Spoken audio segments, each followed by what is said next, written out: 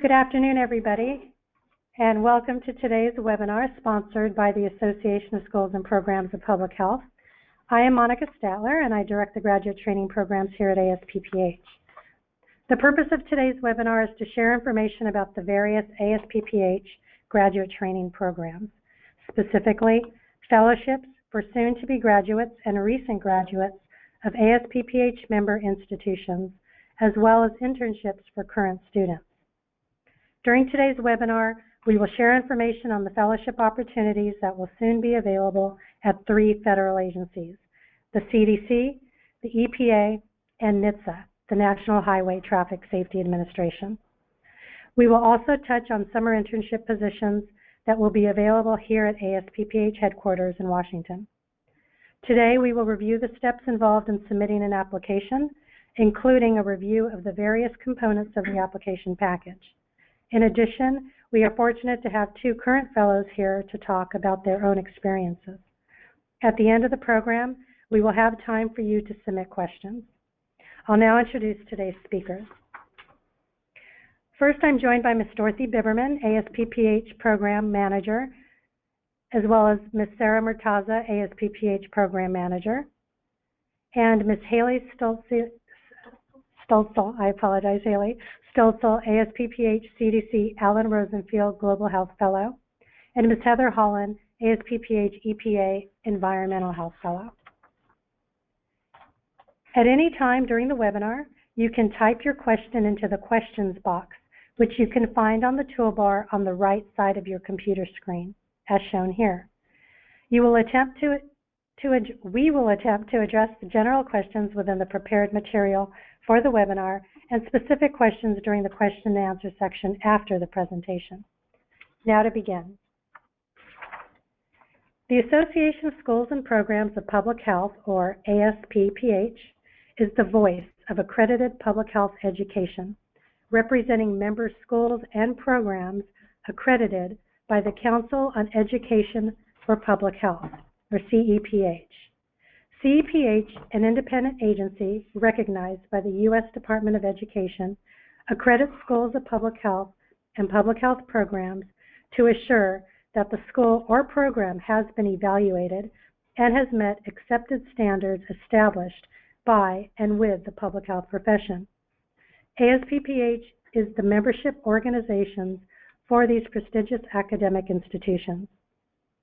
ASPPH is pleased to partner with several federal agencies to offer public health training opportunities for students and recent graduates of our member schools and programs.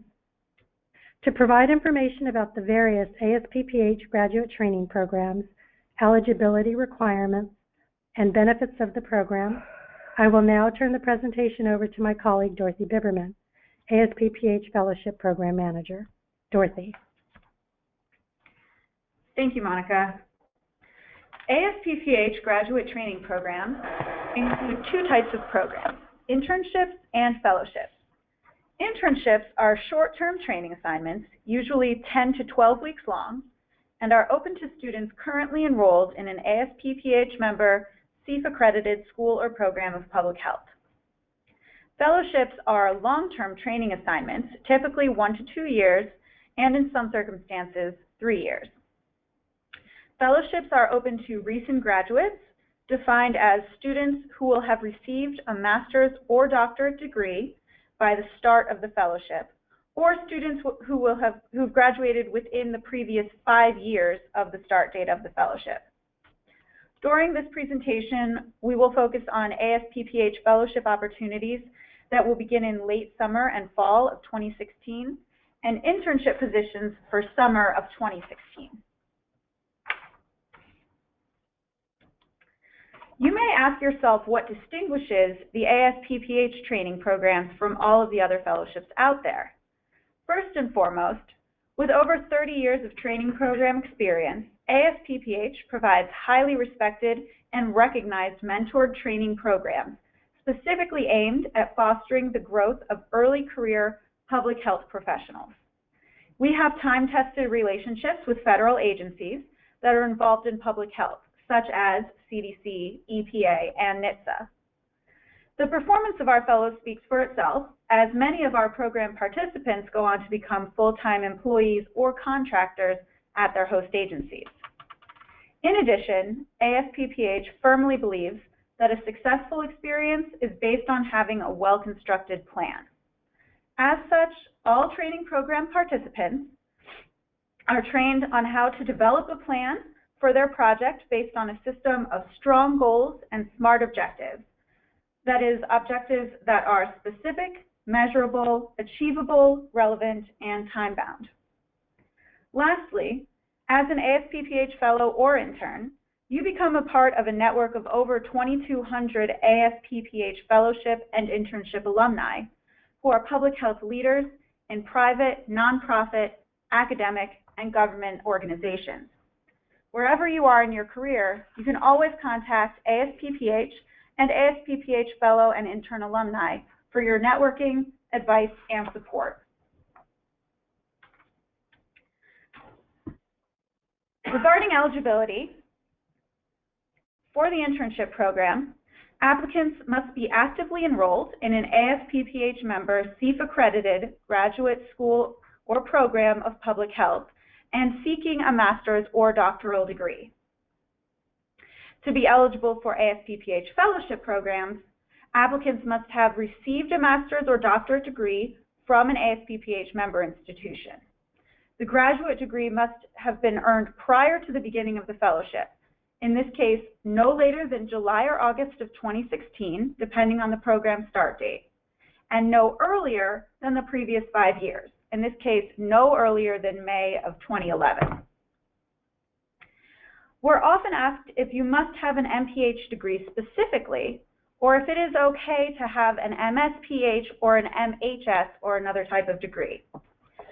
And the answer depends on where you got your degree. If you attended an ASPPH member School of Public Health, then any graduate degree received through the School of Public Health is acceptable. If you attended an ASPPH member Program of Public Health, only those degrees which are accredited by CEEF are eligible, and this varies by program. The same principle applies to doctorate degrees. They must be from the ASPPH member CEEF-accredited school or program of public health.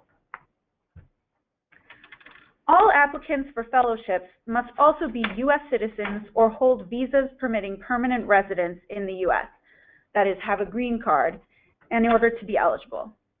Currently, applicants for internships must also be U.S. citizens or permanent residents, but non-U.S. citizens may be eligible in the future. ASPPH is currently seeking options to expand our internship eligibility to include foreign nationals. For international students who are on today's webcast, although we do not have a comprehensive listing of programs open to non-U.S. citizens, we suggest that you check with your school's Career Services Office, as well as the ASPPH website, www.publichealthjobs.net, to find opportunities for which you might be eligible. You may also research opportunities available directly through the federal agency in which you're interested.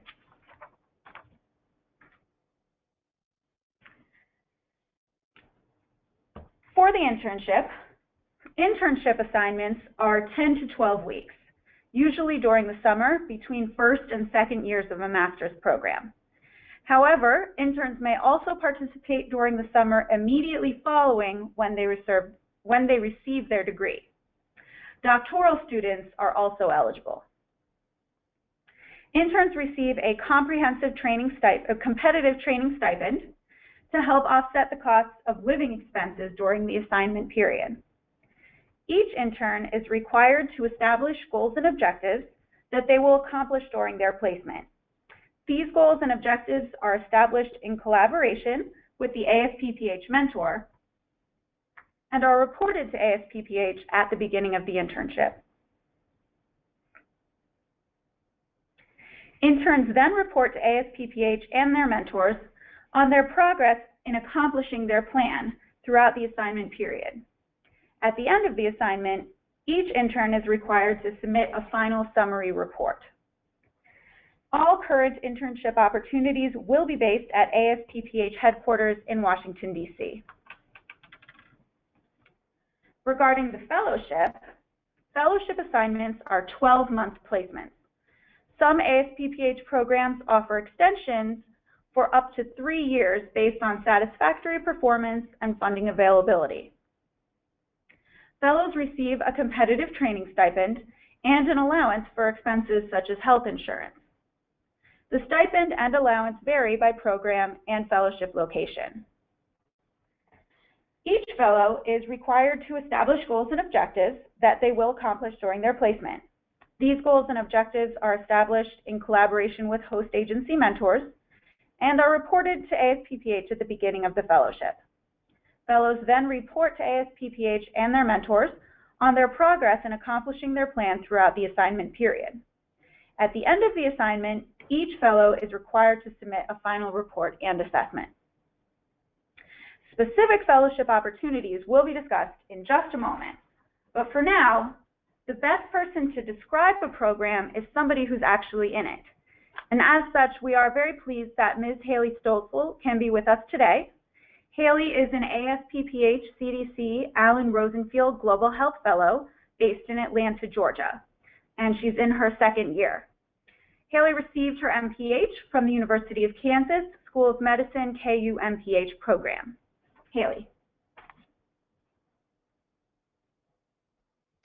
Thanks, Dorothy. Can everybody hear me okay?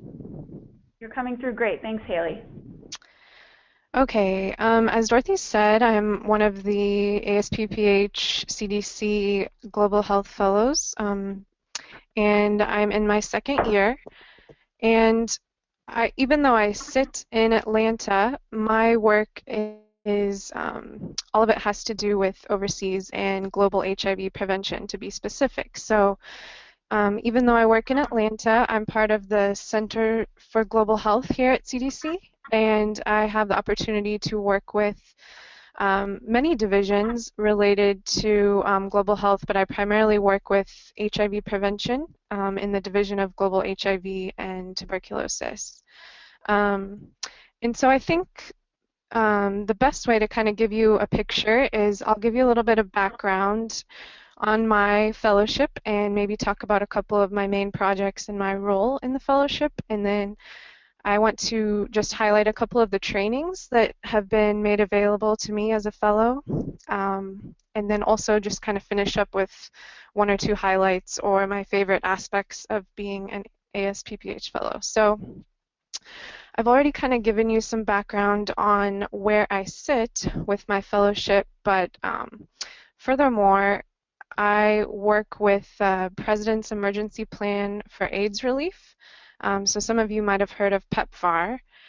And our work is concerned with technical assistance and funding to countries battling HIV. So my role as a fellow has been to work with a specific team in the Division of HIV and TB. And I work with a gender team who is focused on offering technical assistance packages as well as direct assistance to countries rolling out HIV programming. So a big part of my job is actually also traveling overseas as well. And so the ASPPH fellowship has been great in that regard because, as Dorothy mentioned, we have a travel stipend that can fund not only training-related travel, but also work-related travel. And the other thing Dorothy mentioned that I wanted to highlight as I kind of tell you a couple of my main projects is, you know, it really has a solid framework, and you get a lot of support as a fellow in setting up a good, solid project framework before you even start and get very far in your fellowship. And I think this is super helpful in many ways, not only as a tool you can use with your mentor, as you go through the fellowship, but also as an advocacy tool for yourself to advocate for some trainings to, you know, increase your skill set in certain areas and really develop yourself for the next step after the fellowship. So I'll just touch on a couple of main projects I've got to be a part of. I'm currently the project manager for a tool that is designed to help countries develop programs to prevent violence against children.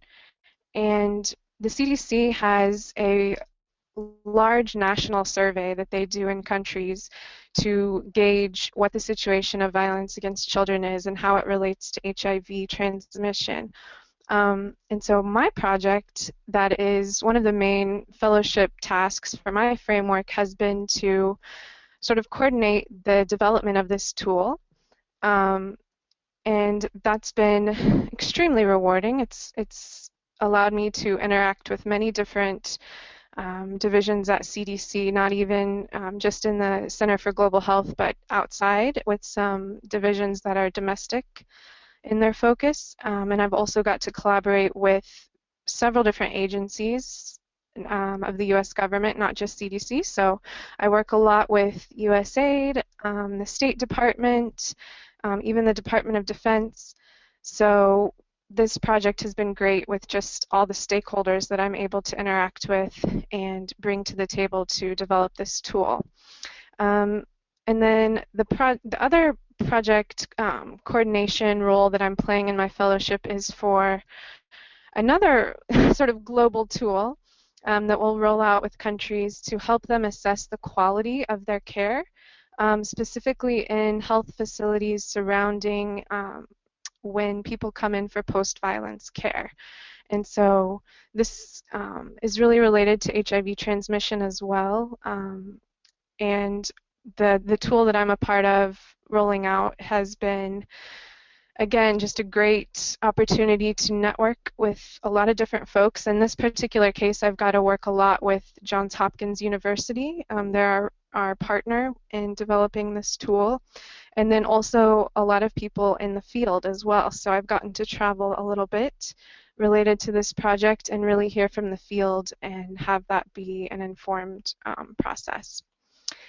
So now I'll just touch on a couple of trainings, because like I mentioned earlier, the ASPPH framework is really great in that it gives you a guided process and kind of gives you the structure that you need to set a couple of project-related goals for yourself, or in my case it was actual project management, as well as set some skill-building goals. And so ASPPH encourages you, when you set up these frameworks, to have in mind the skills that you'll really need to boost your ability to undertake the projects that you're hoping to focus on. And so I have had the opportunity to go to, probably my favorite training was a short course at the London School of Tropical Medicine and Hygiene that was on gender-based violence research methods. And not only was it great to be at the London School and just the prestige that it has, but the folks that came to this course were from all over the world. The instructors were, the best in the field, and I just really felt like I walked away from that training with some great networking opportunities, as well as the best instruction possible. And it was my training stipend that allowed for me to attend such a great training. In addition, because I have this project related to violence against children surveys, I have had the opportunity to do a lot of training around survey design, surveying methods, and different qualitative and quantitative research skills. So that's been great. And I just want to finish up real quickly with the major highlight for me of being a part of the ASPPH Fellowship has just been the opportunity to work at the government level, at the national, or in my case at the international level, has just been such an eye-opening and rewarding experience. And I can give you a quick example. So prior to my ASPPH fellowship, I was working in the Peace Corps in Botswana, Africa, and right before I left the country and finished up my work there, I had heard about this violence against children survey that they were wanting to start. And I remember it was at a presentation, and afterwards I ran up to the speaker and I said, "Hey, this is great. Like, I would love to be a part of this. How soon is it gonna roll out?"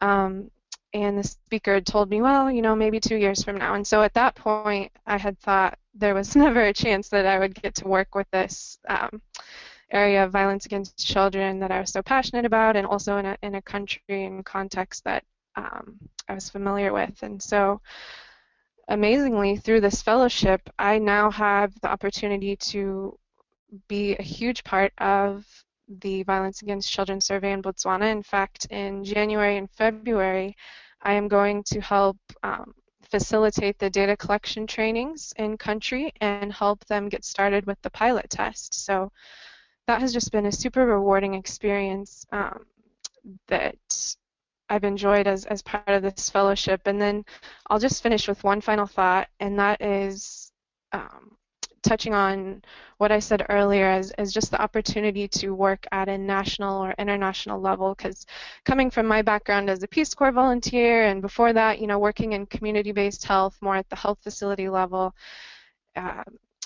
you know, that is super valuable experience and important as well, but it's really great to kind of get to go full spectrum and get to work at an actual policy change level and feel like you're a sincere part of developing sort of global or national policies and programs. So I think that's where I'll stop, and I'm going to try to stay on for the question and answer. If anyone has specific questions, I'd be happy to answer later.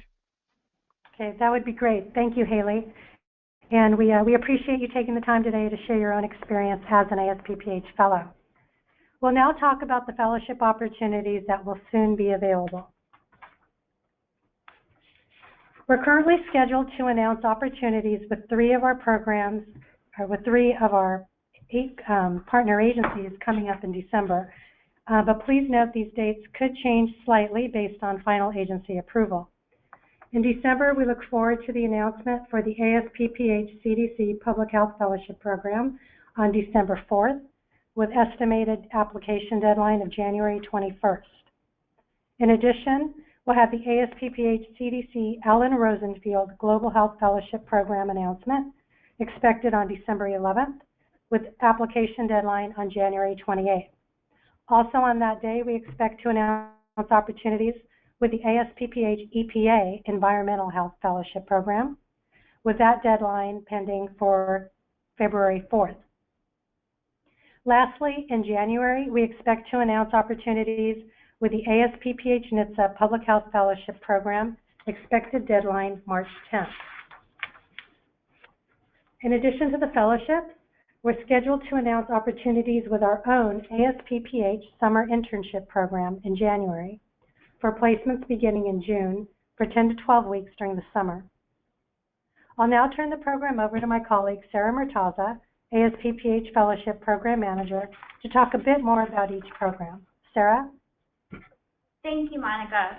So the ASPPH Summer Internships are designed to provide a learning experience in public health for current graduate students. The internships provide opportunities for students to apply the public health knowledge they have gained in the classroom. The internships for this year are not yet finalized, but previous internships have been in the areas of marketing and communication and data analyses.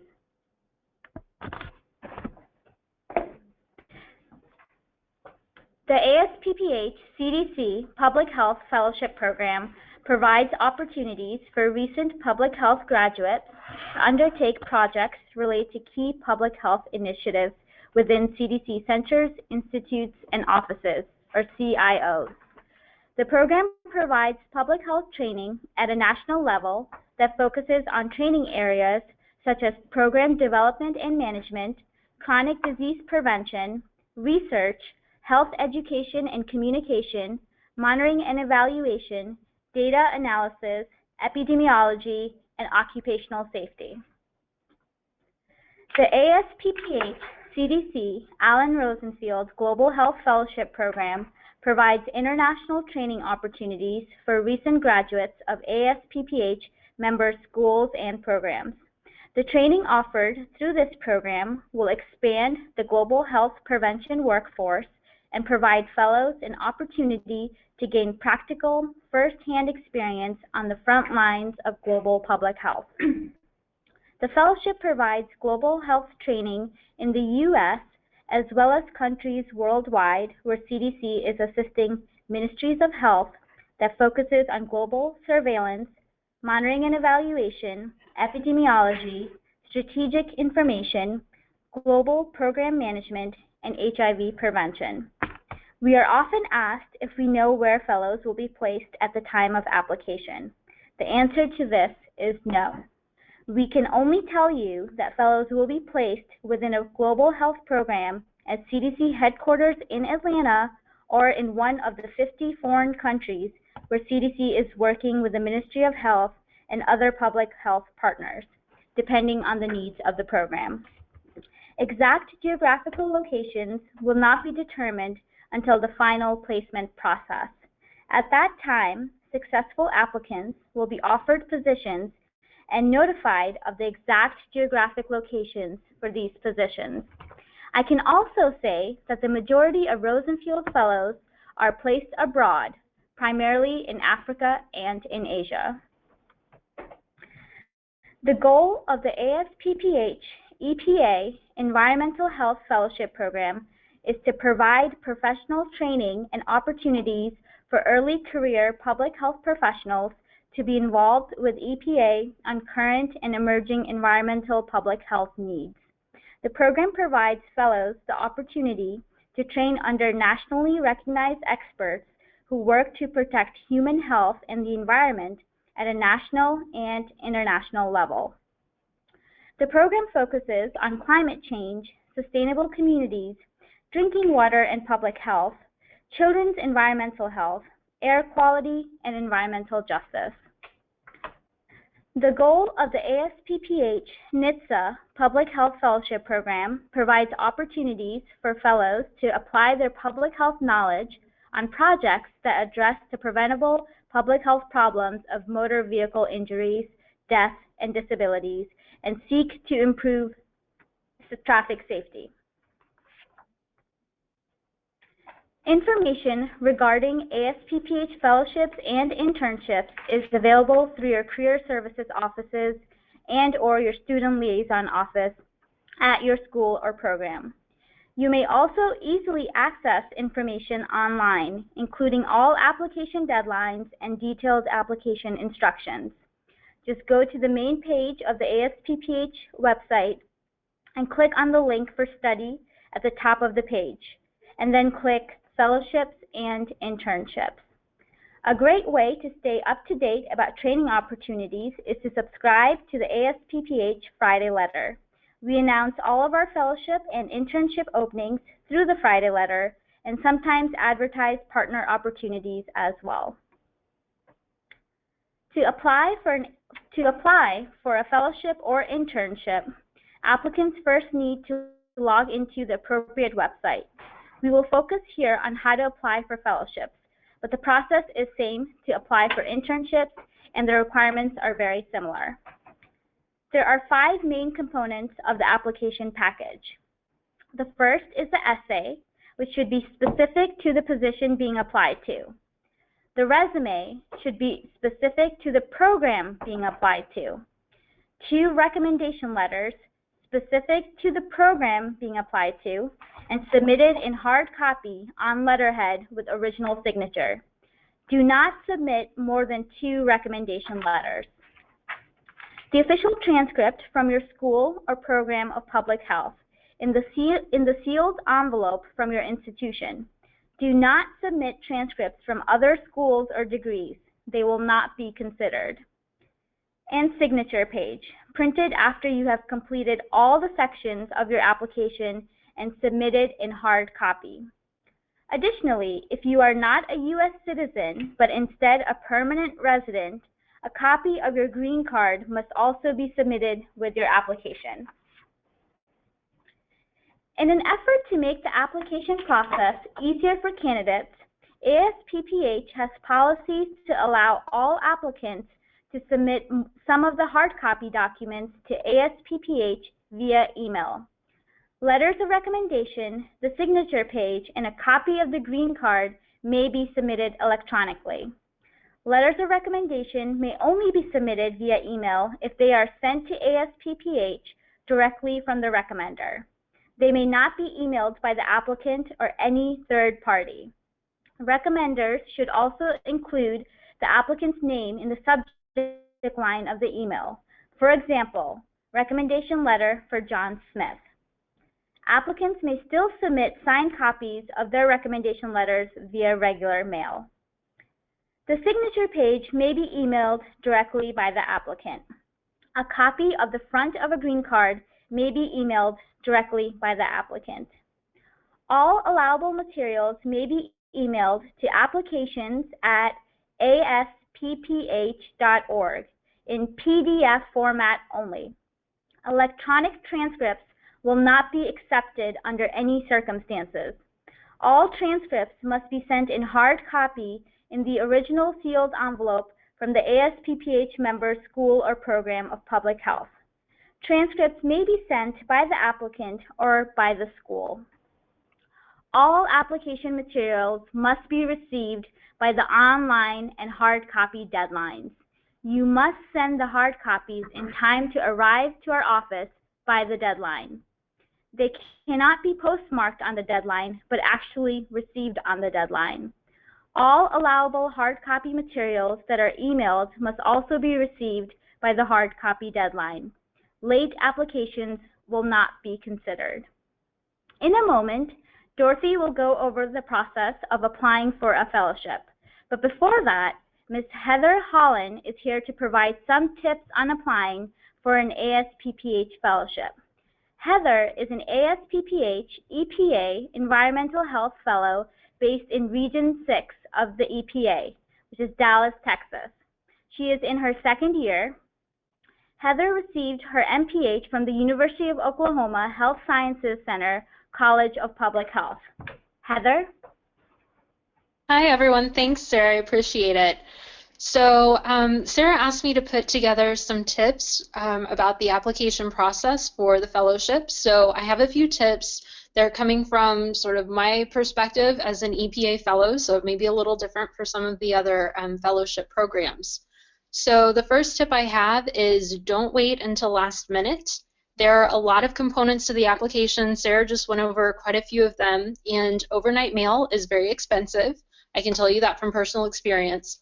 The entire process can take up to 6 months. So for example, for my fellowship group, we had to have all of our papers in by January, and we didn't know if we have positions until June. So just be aware that it may take a little while. The fellowship descriptions that are listed on the websites, read them very, very carefully. ASPPH has fellowship descriptions listed for each of the fellowship opportunities that they offer. Go through those. There may be additional web pages. For example, the CSTE CDC fellowship that's open right now, there are some additional links that you can click on. Those links have additional information, so definitely click on them. Make sure that you're qualified to apply for the fellowship that you're interested in. Make sure you have all of the courses that are required, the degree or degrees that are required, and check the citizenship status. The application essay or personal statement. Use the essay or the statement as an opportunity to shine. This is one of the most critical steps in the process. It's your opportunity to introduce yourself and to make the case for why you would be a great fit for the fellowship. So definitely talk about your personal and professional areas of interest in your essay. That's a great way for mentors in the EPA, CDC, or other fellowship agencies to get an idea for whether or not your goals and interests match what they're looking for. Additionally, highlight your experiences. Find experiences that match with the knowledge, skills, and abilities that are listed in the fellowship descriptions. Use the essay as an opportunity to kind of answer the question, what are you hoping to get out of the fellowship? Be able to make the case for why you want to be a fellow with the host agency. What do you want to learn during your fellowship year or years, and how can you contribute to the agency? What skills do you have that will benefit the agency? And tie in your experiences to that answer. Find proofreaders for your essay. A previous fellow actually recommended that you find at least 2. One who knows you really well personally, and then another who knows public health really well. So maybe a professor or a TA or a colleague. And know your audiences. So there are 3 rounds. There's the first round, you'll send in all of your paperwork, and it's an academic round, right? So it goes to individuals in academia. They look through all of your application information, and they decide whether or not you move on. So if you make it through that round, you will get to a point where you can interview with previous fellows. And then if they pass you on, you'll make it to a 3rd round where you're actually, hopefully, interview with agency mentors. So when or if you make it to the point where you're interviewing with agency mentors, research the person that you're going to be talking to, get to know what office they work in and some of the different programs that they work with. That's a really important tip for interviewing with agencies. Know the agency mission. I actually reference the EPA mission in my essay. That's really important. They want to know, do you even know anything about the agency that you're interested in working for, and why do you want to work with the EPA or the CDC? And be flexible. So it's good to have an idea of the specific office that you want to work in and to know about that office, but also know that you may end up in a completely different place. For example, I wrote my essay with the Office of Children's Health Protection in mind, and I ended up in the Office of Air and Radiation for my first year, and now I'm in the Multimedia Planning and Permitting Division for my 2nd year. And they've both been really great, but it wasn't where I expected to be. So be flexible. The interview process, know your essay for the interview. That's a really big one because you will get questions, even with like previous fellows or from your mentor, about things that you reference in your essay. So be able to talk about those. Be able to talk about your grad research and your interest that you mentioned. Have an idea of some of the types of projects that you would be interested in working on. They don't have to be, it doesn't have to be really specific, but just kind of a broad idea of what types of work you would be interested in getting involved with. You're not expected to be an expert on day one. Show that you're a self-starter and self-motivated with a will to learn. That's one of the biggest things. Do you have the potential? Because your mentor definitely won't hold your hand the entire year. You definitely have to be able to pace yourself and set goals for yourself. Your mentor is there and they're available to help you, but you definitely have to be a self-starter. Have a few questions to ask during the interview. So if you're talking with previous fellows, take the opportunity to ask them about their fellowship experiences and how the fellowship has helped to advance their professional development. And if you're talking to a potential mentor, make sure you get a good idea of what they would want you to work on during the fellowship year, and make sure that that work is interesting to you or something that you would want to work on yourself. The mentor relationship can make or break your fellowship. So I know it's hard, but if you can, try to evaluate whether or not the mentor is the type of person that you think that you would work really well with when you talk with them. And hopefully they will be. I've had really good experiences with my mentors. They've been fantastic.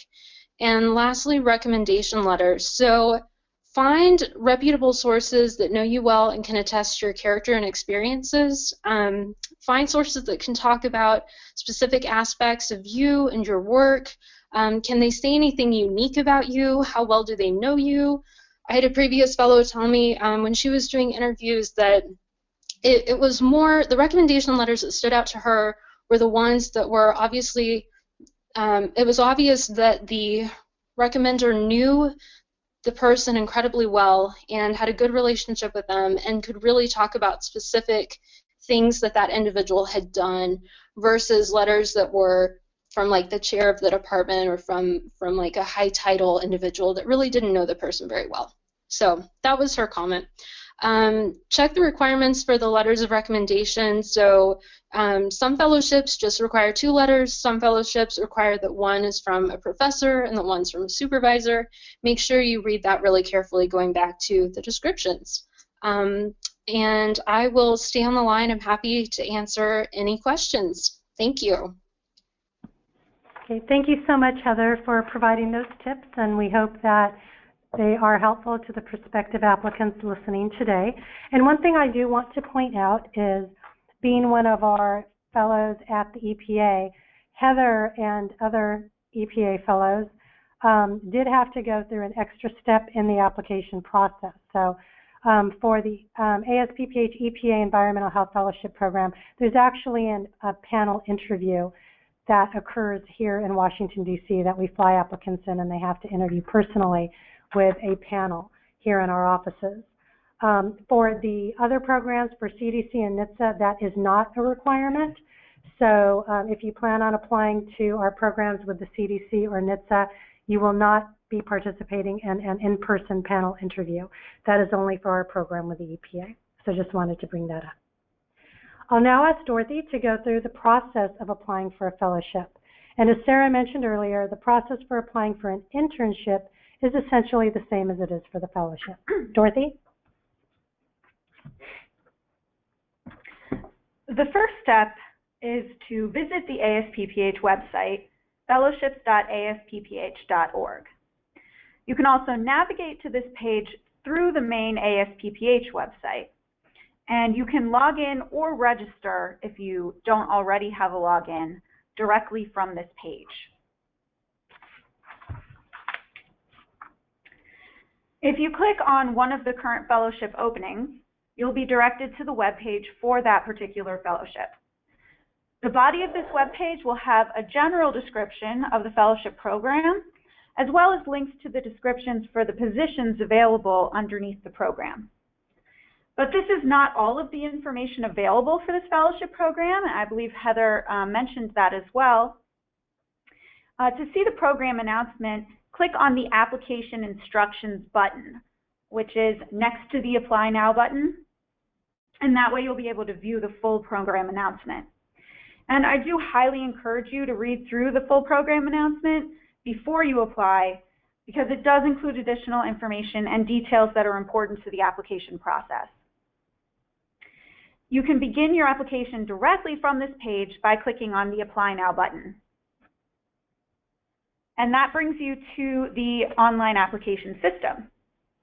So if you have not already registered, you'll need to do so on this page by clicking on the Register Now button.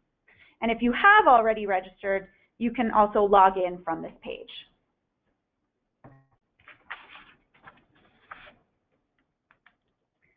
Once you log in, you'll be directed to the My Application page.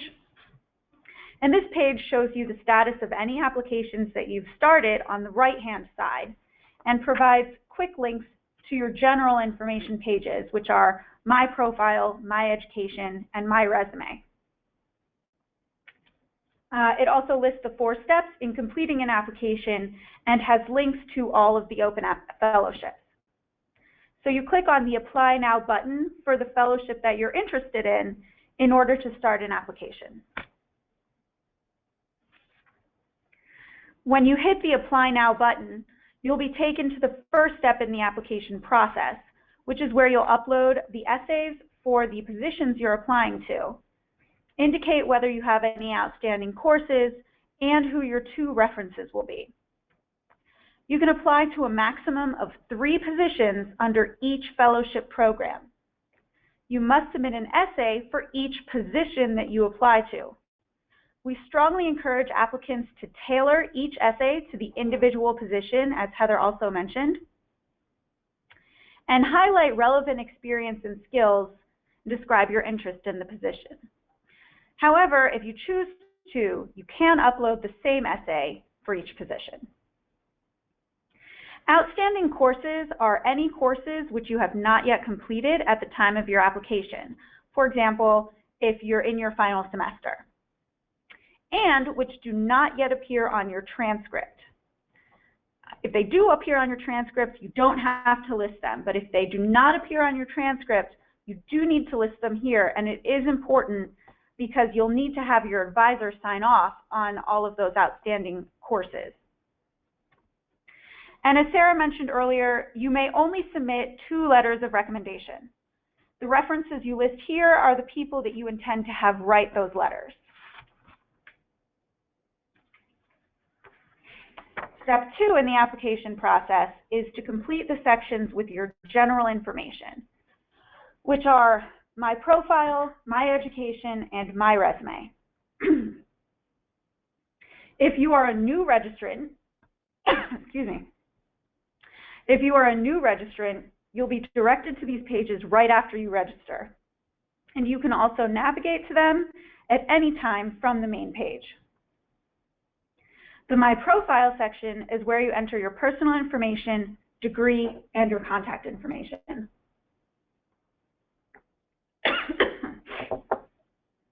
The My Education section is where you enter information about your degree and your additional skills. You must enter where and when you received your degree in order to determine your eligibility. The My Resume section is where you upload your resume. You may only upload a PDF document, and you may only upload one resume. Since this is a general section, this is the resume that will be used for every program and position that you apply to. So your resume should be general enough to apply to all the programs and positions that you're applying to. Your opportunity to provide more tailored information about your interests and experience in specific positions is through your essays. So once you've entered all of your information, you should review it for accuracy and make any edits that you need to. When you're sure that all of the information you've entered is correct, you'll be ready to submit your online application and print out your signature page. Please note that once you submit your online application, you can still withdraw it to make any edits or updates as long as you resubmit it by the application deadline. If you do not resubmit by the application deadline, your application will be incomplete and it will not be considered. Once the application deadline passes, you may not withdraw your application to make any changes.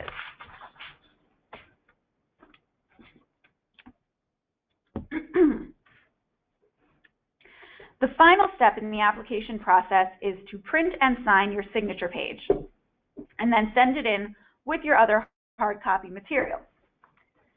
If you have any outstanding courses, you must also have your advisor sign off on them on the signature page. You should use the checklist on the signature page to ensure that you have the other required hard copy materials, which are a copy of your green card if you're not a U.S. citizen, your official transcript, which again must be in the sealed envelope from your institution.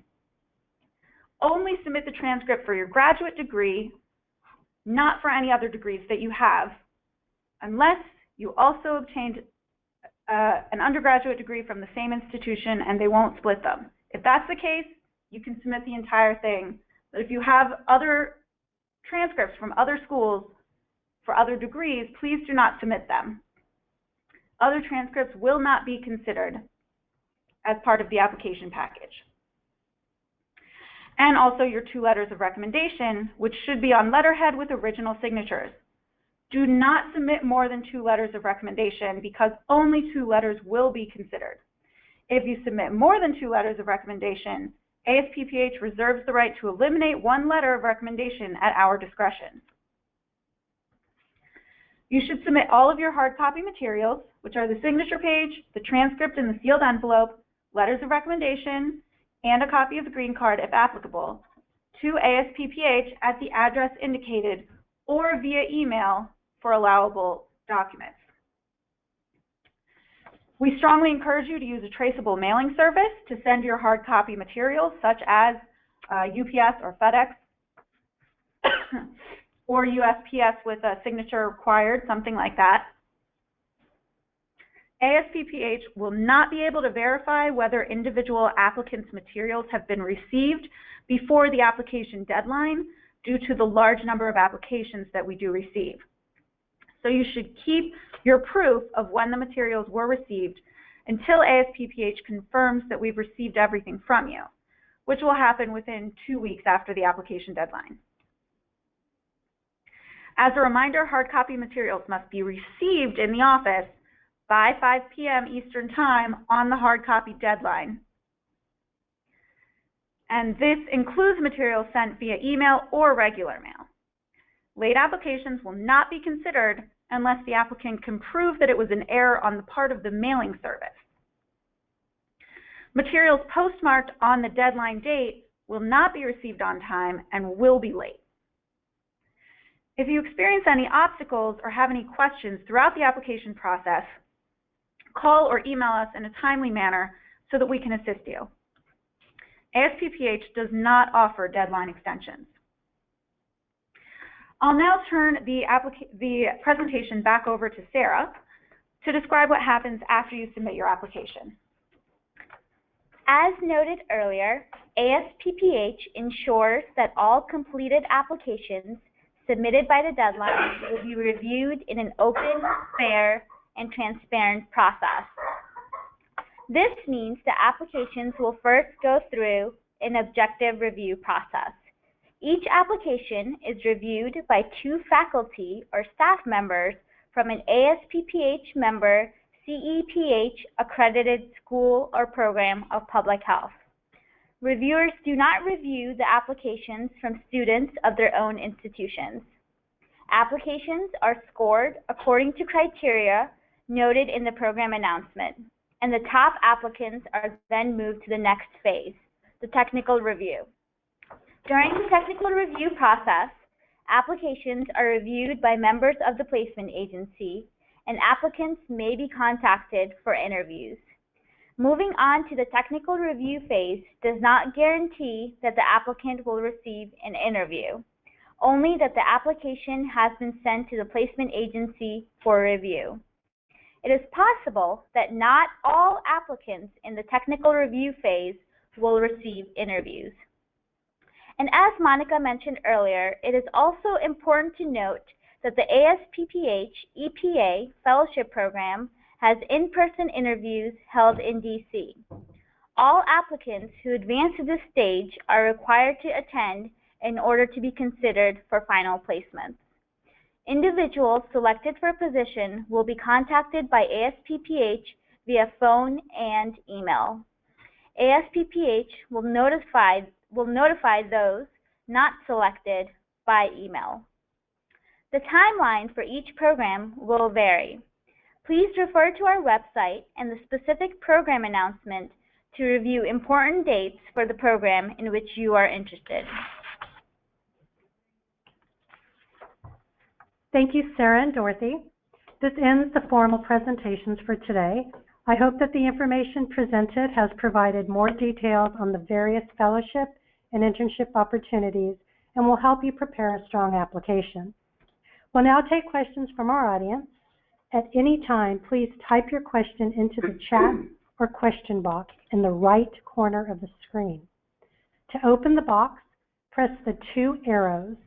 I will then direct your question to one of today's speakers. We have just a few minutes, about 5 minutes or so left in today's program, but we'll try to answer as many questions as possible. If we run out of time, you may email your questions to ASPPH, as noted on the slide, to trainingprograms@asppph.org. So the first question we have, what does the process of planning your project fellowship look like? What is the time frame, and how much freedom do you have in planning those projects? This one varies a little bit depending on which program you end up participating in. In terms of what does it look like, all of ASPPH fellows follow the same process. ASPPH has a proprietary website or web-based system called our Reporting and Evaluation Tool, which all fellows are required to use. In this tool, you develop what we refer to as the fellowship framework, which consists of 2 fellowship goals, a project goal and a skill development goal, which you will identify in coordination and in guidance with your mentor, and will also develop the SMART objectives and corresponding activities that will help you achieve those goals by the end of your fellowship period. And as far as how much freedom you have in planning those projects, it really varies as far as the institution. We find that our fellows based at the EPA have a little more leverage and a little more flexibility in terms of designing their project activities. However, fellows at our other partner agencies, such as the CDC and NHTSA, those are a little more tightly connected to what your host office is doing. Typically with those programs, your mentors have more say in terms of the types of projects you will be working on. So again, it'll depend on the program to which you are applying. Going on to the next one, what is the application committee looking for in a fellow? I'm not sure if you're referring specifically to the panel interview or to technical review. If both, Sarah, why don't you take this one? Sure. So for the for the objective review process, where your application is reviewed by 2 faculty members, the rubric is in the program announcement. So I encourage all applicants to check the rubric. And then for the technical review, it varies by program. So it depends which position you are applying to. But generally, they're looking for someone who has experience in public health or has some experience in the area they're applying to. You do not need to be an expert in the experience in the position that you apply to. Please do remember this is a training program, so you will have the opportunity to learn during your fellowship. So definitely just follow the tips that Heather has suggested. Definitely making sure that your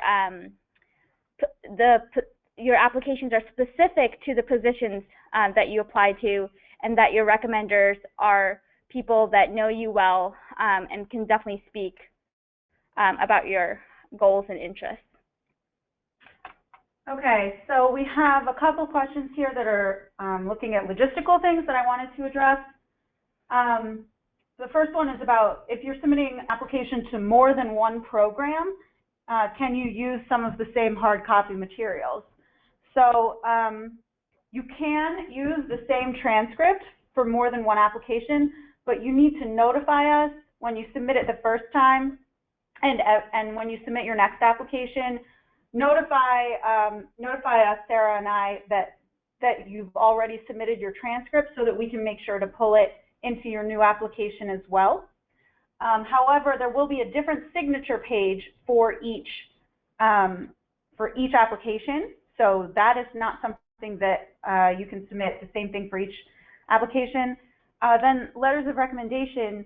Again, you can submit 2 letters of recommendation for one program and then use them for other programs as well.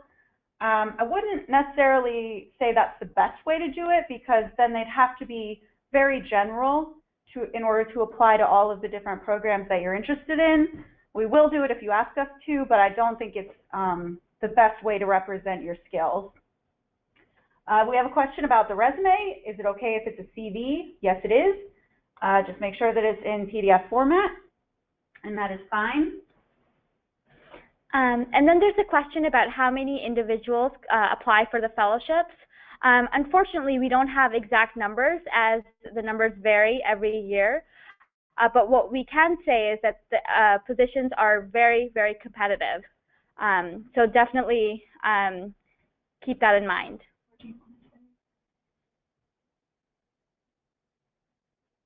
So just we're looking at the... Okay, so a next one is for U.S. citizens who are living abroad. Should we use an international address or a U.S. address? And, well, you should probably, it kind of depends. It would be good if you could provide a phone number where you can actually be reached, whether it's an international or a U.S. Phone number. However, international address, it's very rare that we would send you something by regular mail, and we would, check those things ahead of time. So you can put in an international address and it's fine. We also have a question about, says I'm an MPH candidate, I'll graduate in spring of 2016, am I eligible? Yes, you have to have graduated before the start of the actual fellowship. So all of these positions that we will be announcing soon, the first start date will be July of 2016. So if you're graduating in spring, that'll be fine. And you cannot have graduated any further out than 5 years ago. So if you graduated before spring of 2011, you are not eligible for this group of fellowships that will soon become available. The next question is, how has the ASPPH program prepared fellows for future doctoral training? I can't really speak to specific, I think very specifically for that, but a good percentage of our fellows do go on for doctoral training, MD, PhD, DRPH, that fellows do pursue once they complete their fellowship. So it can absolutely happen. Sometimes they plan it from the beginning, and sometimes they find throughout their fellowship that in order to proceed in the career trajectory they're really interested in, a doctorate degree is the right way to go for them. So it can absolutely happen, yes. So there is a question about how many mentors oversee students, and is it a one-on-one relationship? So each fellow will have a primary mentor. It is also possible that the fellow can have a secondary mentor, because the primary mentor is usually someone higher up who is very busy. However, please note that mentors can have more than one fellow. It varies each year, so we can't say definitely when that will happen, but each fellow will definitely have access to at least one mentor. I see several questions here about how many fellowships there are every year, and it really does vary by year and by program depending on funding availability at the agency. So it's not really a question that we can answer numbers. It is, all of our programs are highly competitive, so we can say that, but we can't give you any numbers for what it's going to be like this year. Can you go down to the next one? So this question is about international travel, specifically related to the ASPPH CDC Alan Rosenfield Global Health Fellowship program, and whether Haley's experience is common, or if it's or if hers is a particular experience. And the answer is that international travel is extremely common, practically universal, but only within the ASPPH CDC Alan Rosenfield Global Health Program, because it is an international program. Fellows based in Atlanta tend to travel more often because they visit sites in other countries. Fellows based internationally tend to remain within their country a bit more because they're actually based at their host site where they need to be working with people on the ground. We also have a question regarding eligibility. We have somebody asking the question that she or he are currently seeking their master's degree in Health Services Administration from a non-CEF accredited, non-ASPPH member program, but they're seeking a graduate certificate of public health from a CEF accredited ASPPH member program. Unfortunately, no. Your graduate degree, so your master's or your doctoral degree, must come from the ASPPH member school or program of public health. So if you have a certificate, that would not qualify you for eligibility.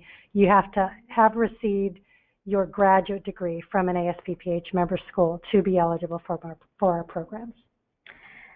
So there's a question about recommendation letters and whether they're per position or per program. So I would like to say that just very quickly before Sarah elaborates, just to distinguish what we mean by position versus program.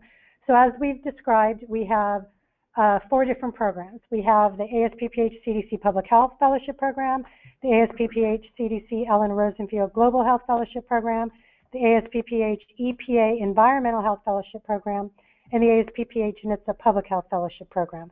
Those are the 4 programs. Under each of those programs, we will have anywhere from, say, 1 to 10 positions or program areas to which you can apply. So under each of those programs, you can apply up to 3 different positions or training areas. So each program will have 1 application. So if you apply to the ASPPH EPA Environmental Health Fellowship Program, for example, and you apply to 3 training or to three training areas or three position areas under that fellowship, that'll be considered one application, but you're applying to three positions within that application or within that program. As suggested, we highly encourage you to write 3 different essays for each of those positions under that one program. And if you then apply to a different program, for example, the CDC Public Health Fellowship Program, at that point, can be considered a second application, so a second signature page, and preferably new letters of recommendation, because oftentimes your recommender will specify the program to which you're applying. So keep in mind, if you have letters of recommendation that are recommending you to apply to the ASPPH CDC Public Health Fellowship Program, you're not going to want to use those same letters if you then turn around and apply to the ASPPH EPA Environmental Health Fellowship Program, because the objective reviewers are going to look at that, or the technical reviewers at the agency, and think, wait a minute, why does this letter say CDC when you're applying to EPA? So keep that in mind when you're choosing the letters and when you speak to your recommenders, because if you plan on applying to more than one program, you're going to need to ask them early on or beforehand to tailor their letters. It could possibly be the same exact letter, but make sure if they reference the program that you're going to need different letters so that you don't embarrass yourself by submitting a letter that references one program and submit it to another program. So there's a question about whether permanent residents can apply, and the answer is yes. Permanent residents, along with U.S. citizens, can apply for ASPPH fellowship programs. However, please remember to submit the front copy of your green card or permanent resident card with the application. We have another question. Whether the majority of fellows are recent graduates, or do they have a few years of experience in the field after graduation and then are applying? And honestly, there's a good mix of both. Some people apply right afterward, right after they graduate and are offered positions. Some people apply right after they graduate and are not accepted into the program and then continue getting more experience and then reapply later and get a position. Some people join the Peace Corps and then, come back and apply a couple of years after that. Some people decide to do other types of experience and then decide they want a fellowship. So it really does vary widely, with the limit being that everybody who is eligible for the programs has graduated within the previous 5 years.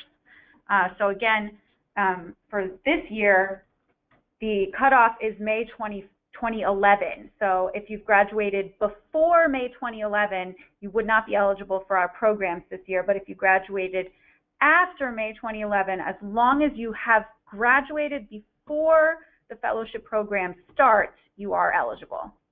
Okay, we have time to take one more question, and then we're going to have to end our presentation for today. Okay, so we have a question about where fellowship alumni go after they have completed the program. So our fellowship alumni they usually pursue many different things. They can either pursue employment, they can pursue education, or other fellowships or service opportunities. We have seen that the majority of our fellowship alumni do go on to pursue employment, mostly as government contractors with the host agency they were a fellow at, or a different host agency, or with or actual positions with the federal government. There's a good portion of the fellowship alumni that go into academia. Others join nonprofit organizations, and then we have some fellows that go into other sectors such as state and local health departments, consulting firms, and hospitals, and other private industries. And then there is a good portion of the fellows who go on to pursue further education, specifically doctoral degrees. Okay. Well, with that, we're going to end our program because we're out of time. So thank you, everybody, for your interest in ASPPH fellowship and internship programs. Please submit any additional questions to ASPPH at trainingprogram@aspph.org. This concludes our webinar for today. Thanks and have a good day.